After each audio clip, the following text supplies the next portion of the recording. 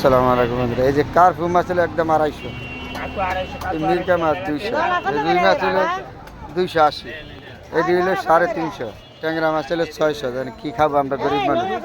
এই যে তেলাপিয়া মাছ হলো 250 টাকা।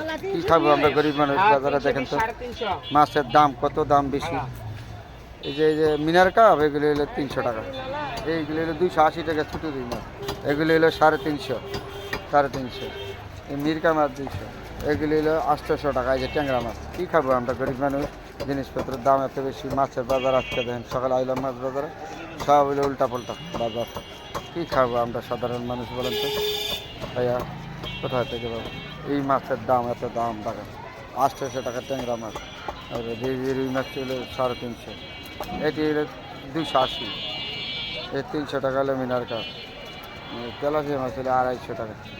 এত দাম মাছের দাম, সাধারণ মানুষের আমাদের খুব কষ্ট হচ্ছে চলাফেরা, তারপরে বন্ধুরা কিছু করার নাই।